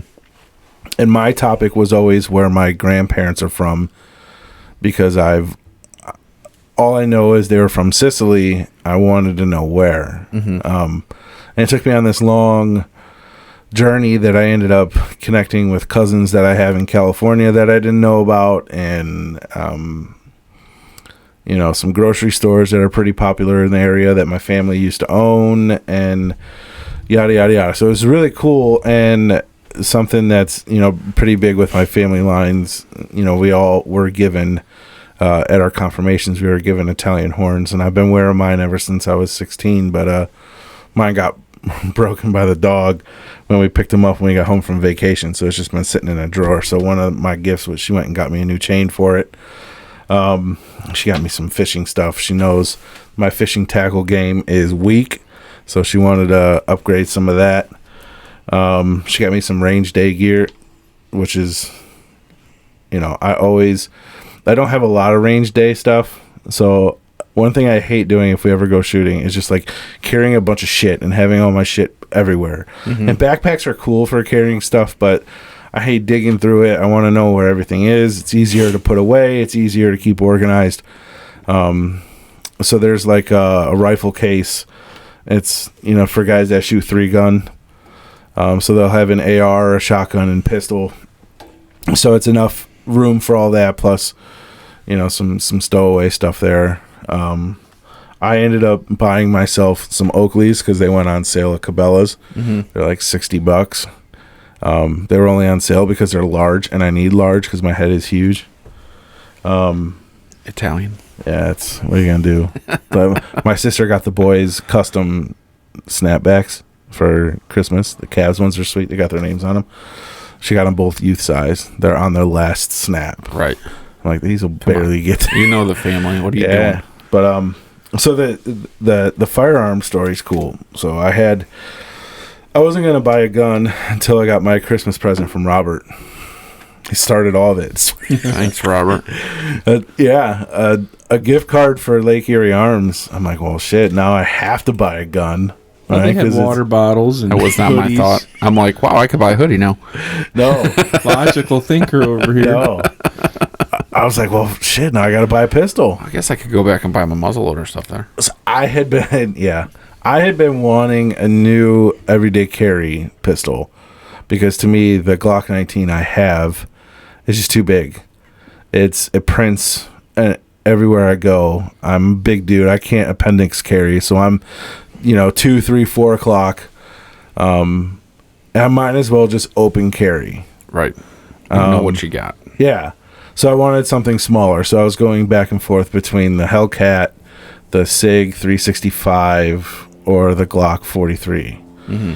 And so I went into Lake Erie Arms to actually buy a shotgun. I wanted to buy either a 12 or 20 gauge, either Remington 870 or the Winchester SXP. So there's two. There's one's a defense and one's longer barrel for hunting. Mm-hmm. So I wanted to see if they had either of those there. Didn't have any 870s, but they had the Winchester coming. There are Winchesters on order. So what you can do there is you can just put like a it's almost like a dibs sheet. You take their current stock price on it, you put your information on it, and when it comes in, they'll just call you. Mm-hmm.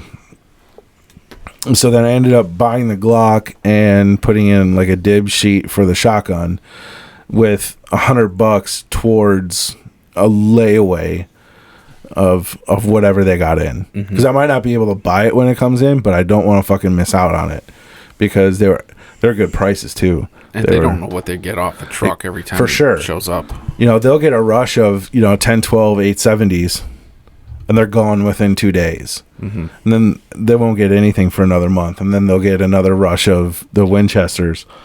And right now, people are still buying up shotguns left and right. So.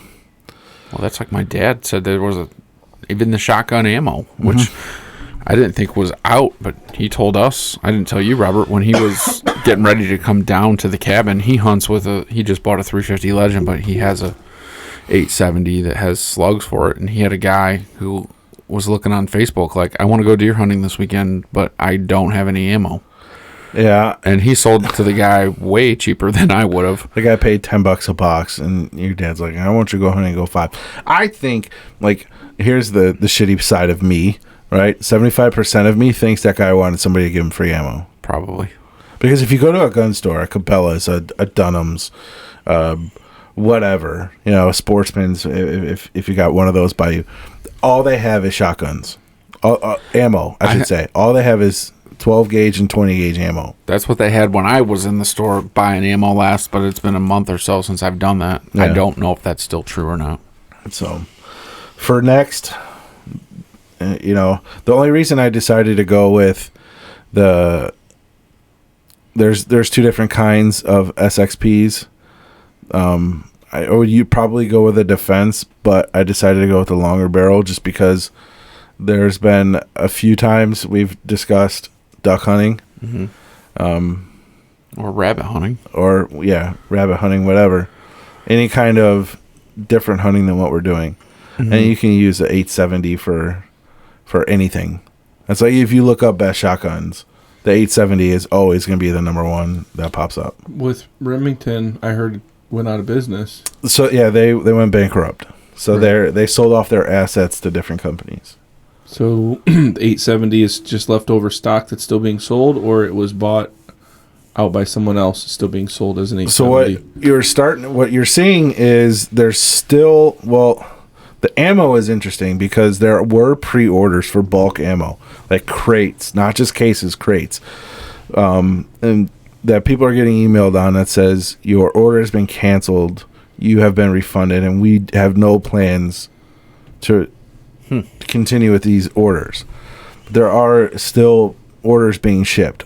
So I haven't done a ton of homework on the whole Remington situation. I know that Ruger is still super excited about coming out with the lever action because they bought Marlin and they're ready to compete with Henry and all those guys. So Lake Erie is still getting 870s though? Yeah. And then what model Winchester? The SXP. There's a Defender, and then there's a different one. So you're talking about a regular shotgun with the stock on it and everything. Pump action. Yeah, it's pump action. Okay. The Winchester is a 3+1. The 870 is a 4+1. That's 12 gauge? 12 gauge, yeah. Okay. I want to say that they were both under $400, similar price. You know, anywhere from $350 to $380. So something good to have. yeah, for sure. So I came out. Courtney's like, "That doesn't look like a shotgun." I'm like, no, it's not a shotgun.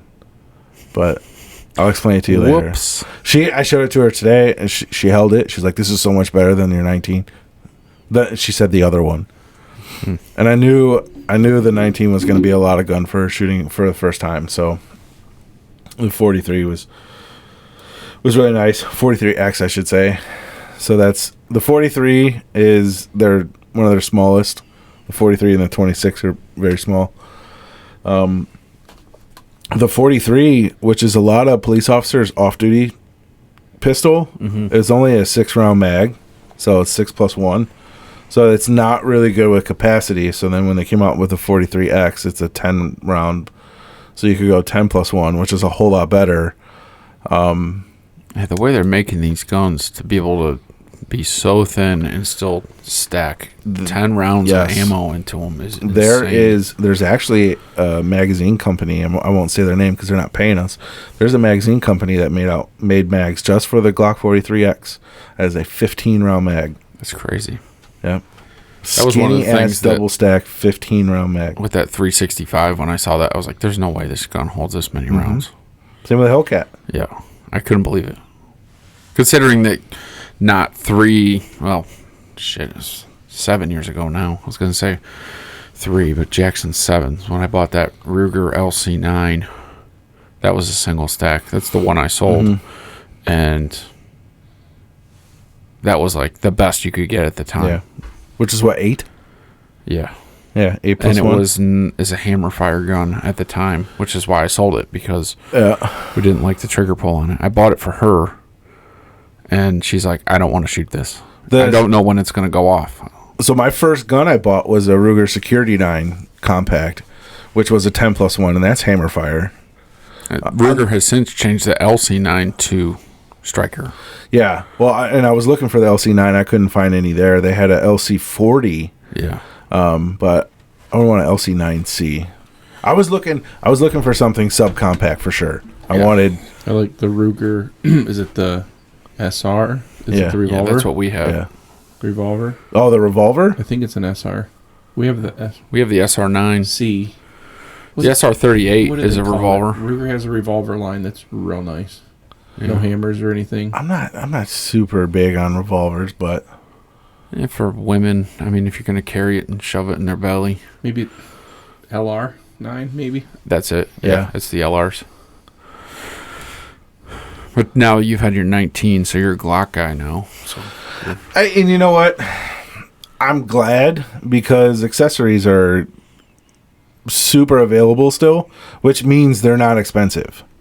Oh, for sure. It's what all that's the most popular thing out there. It's like buying parts for a Ford Mustang. It's like, yeah, there's a million of them. Yep. Yeah, and it's not a bad thing. I really liked, so the SIG has a P365. It's called the SIG Anti-Snag.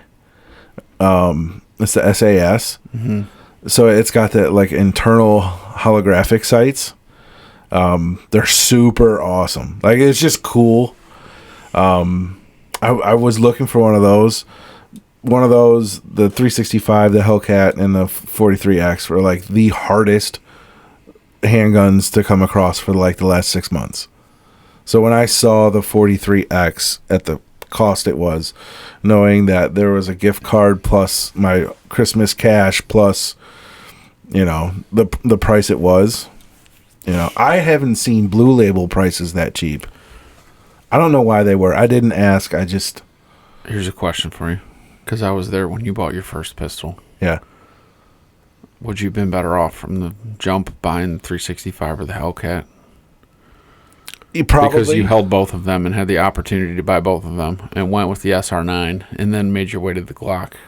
Yeah, and 50%, I shouldn't say 50, let's be honest here. 75% of the reason I have my Glock 19 was the conversion kit Roni that I had. Right. Yeah, you're like, I got this accessory. I got to go buy this gun now. I'm like, well, That logic works. That's total man logic right there. Well- that's the same logic women use when they're like, I got to use this Kohl's money. Right. You're like, yeah, just because it's on sale doesn't mean you have to buy it. It was on sale. Right. They're 10 for 1. I probably should have bought, yes, the 365 or the Hellcat over the Ruger. But what the Ruger allowed me to do was, you know, I have to stop taking this approach when I'm new to something. I always try to find like cheapest, or, you know, I want to get involved, but I want it to hurt less. I want it to cost less. In a roundabout way. Yeah. And so I have a big problem of getting involved, saving as much money as I can, going home, doing the research, and then evaluating my purchase. Right. Instead of doing the research up front. Especially because the guy, Lake Erie Arms, was like, this Hellcat will be gone by 5 o'clock. But they got hard-ons for Hellcats like crazy. When I went in to buy the 43X, he's like, if you were here 20 minutes ago, we had a Hellcat here. Right. Like, I get it. Like, the Hellcat's sweet and everything, I but actually like the 365 better. I do too, but you can't tell them that. And Right. for whatever reason, they're big on the Hellcat, and It's all which salesman you get to. yeah, and the guy I had, while they're all great and they all know their stuff, he's the one who's always been the shortest with me every time I go. For whatever reason, he just always acts super busy, and that he knows more than you, and you know, how quickly can you be in and out so he can move on to his next peasant. Right. So whatever, he made the Hellcat comment. I'm like, okay, you're just reassuring me that the 43 is At what this I want. point in the game, you know what you want. You're not a new shopper going in like, what's a handgun? Yeah, there was actually a lady there. She's like, I need to buy a gun for somebody that I really don't like, so I don't want to spend a lot. I'm like, it's the kind of What? yeah. She's like, well, I got one. It was her daughter's boyfriend, That's where the gift card comes in. his dad, because she bought a gun. She bought some Springfield XD garbage for her daughter's boyfriend, and the dad saw it and really liked it and wanted one, so she went and bought him one for Christmas. What? Well, yeah, that's The daughter's boyfriend's dad? yes. Is there a ring on that? I want to know more about this lady. She was crazy. She smelled like somebody you don't like or somebody you don't know. Right. yeah. She smelled like stale cigarettes, and just get away from me. So it was Oh my God, what is wrong with the place was crawling, and you know what? The salesman I had. Okay, I understand. Like that lady that was next to me doing that, they get those customers all the time. now, especially? Yeah, but it was cool running the background check. It only took less than 5 minutes. Brent came back and, what's up, Phil? What you in here for? This? Yeah. I said, yeah. Buddy screwed up and got me a gift card, so now I'm here buying a pistol. All I got was a robe. They had some cool stuff there, and before I bought the Glock, I told the guy, I said, all right, pull that one aside, but I'm gonna go over to your AR wall and see if I can piss away more money. And they had some cool stuff there. Yeah, I'm probably going to use the gift card you got me, Robert, on a hoodie, or They had a new T-shirt was sweet. if they have muzzleloader stuff, like I said, I do need slugs. I'd rather buy that than at the Finn. They had ammo as cheap as I've seen it since the spike. Yeah. Other than that, I mean, $29.99 or Yeah. something for a box. This is still crazy, but I still have your gift, the big mouth Billy Bass, down yeah, in the truck. we got to get that up here. Yep. Mine's in the truck too. Phil's. Phil's been on me to watch Sopranos. That's Been where a- my gift came from. It's been about a year since he found out I'd never seen it. But the pressure's been getting a lot. I'm laying it on, bro. The pressure's been getting stronger lately.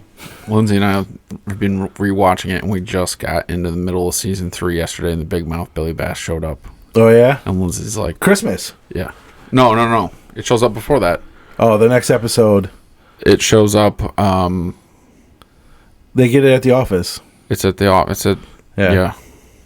And it's And gone. he laughs, and then it turns its head and starts singing. Yep. To get this fucking thing out of here. Yep. This is a place of business. Yeah. Yeah, that's his go-to. It was that Was that shot right around the time that thing was popular? Oh, dude. Yeah. Yes. So when and it's funny too, because the song that they play in The Sopranos is "Take Me to the River," and in The Sopranos, Tony has this epiphany that one of his best friends is a rat, and he finds out walking the boardwalk in New Jersey at a fish stand, and one of the fish is talking to him, said, hey, I'm working for the feds. They've had me for a while. So he wakes up the next morning and they go to his house, find out he actually is a rat, blah, blah, blah. They dump him in the ocean. Spoiler alert. It's okay. I don't analyze. It's his own fucking problem only for been out not for watching the 20 show years. after 20 years. So, later on in the next season, this big mouth Billy Bass comes out. And he's like, "Oh, this is funny," until the fish turns its head And starts talking to him like in his dream. He freaked out. Get this fucking thing out of here. So, but looking on eBay, the only ones I could find were different songs. You couldn't find one that sang "Take Me to the River." The originals. The originals that were put out in '98, because in 2000 they changed. Copyright They changed laws or songs. whatever. Yes. So when I found one that was "Take Me to the River," I had a little bidding war, but we ended up winning, and it came in a mint box that my fucking dog ate. Yeah, so there's a chewed up So corner on pissed. it. Tyson ate a corner of it. I I think see- that adds character though. So Whatever. That box alone went for $20 on eBay. yeah, it'll be pissed. when we get video in this thing. You'll see it. It'll be up on the. Your gift is on its way. It's shipped. Did it? It did, but That's okay. I don't know when. I've also been waiting for Black Rifle Coffee for a month. I got mine. Mine's delayed. Your monthly? Yeah. I got mine. Christmas Eve. Mine said expect delivery on the 22nd. Didn't get it. Expect delivery on the 23rd. Didn't get it. I don't know where it's at. Yeah, I got mine on Christmas Eve. I don't know. It's coming. Whatever. But- that was Christmas. Yeah, it was Christmas. Really good Christmas. Courtney did an awesome job getting me stuff that I didn't realize I wanted. She's good at that. The kids had a lot of fun with everything they got. I think this year we were a little heavy towards the oldest. Next year, Jace is going to be a little bit older for his own console and We're stuff probably like heavy that, so- dollar wise. I think the thing that bugs me about Christmas is the feeling like you're not adequate enough. Yeah, Not getting them what their friends got or what you think they should get. yeah. Ben got a lot of stuff. Jackson got a lot of stuff. They don't need a lot of stuff. That's the thing that, the other rational side of me is like, I don't want to just buy them gifts to open because they don't need this shit. Yeah. It's going to break in a week anyways. So here's Yeah. something that I know you're going to need in the next year that is not something I normally would buy you. Then you find yourself like looking at all of it and you're like, this ain't a lot. And then you find yourself going to Five Below or something just to buy filler. That's why I think I made the comment to you that I'm glad Ben is aging into that teenage age group where I can just be like, here's your 5 things. Yeah. They're high dollar things and the wonderment of Christmas isn't gone. But I love the wonderment of Christmas that Jackson has. Jackson loved Christmas this year. Everything about it. He was all in. Tell you what, Jax too, man. And Jackson's excitement about it was the only excitement I got out of Christmas. I think this is the last Seeing year. him love it. I think this is Jackson's last year of being a true full-on believer. We got to remember what we say because they do listen. Hey, fuck it. I'm a 33-year-old believer. I believe in the magic of Christmas. Do I think there's some crazy man jumping in my chimney? No. Do I believe in the magic of Christmas? If there's Absolutely. a crazy man jumping in my chimney, he's not getting in my Yeah. house. I've seen shit happen. I won't get too into it. When I was younger, I was probably just turning teenager. My parents hit some rough financial times, and my mom had to sell some of her jewelry that she really cared about just to get us through. And that was in like July, August. The following year, she got the exact necklace that she had to pawn that she loved from my grandma, who had no idea about Everything that was going on. And that's just one of 10 stories I could pull out on how the magic of Christmas, I'm a firm believer in, which drives me crazy that Courtney is such a Grinch when it comes to things. But she can put on a front all she wants. She was all about Christmas this year too. It was awesome. Yeah. So, I think we're gonna end 2020 on a good note. 2020 sucked for a lot of different things, but I think for us as a family, for Courtney and I as a married couple, and we learned a lot. So There's definitely a lot of other people out there who have it worse than we do, which is hard to show the kids to get them to see that. We're blessed in many ways. yeah, So while 2020 did suck, we made it through it. And Yep. There's a guy at my work. He did one of the coolest things I saw on social media all week for Christmas was him, and he's got 3 kids, and he works.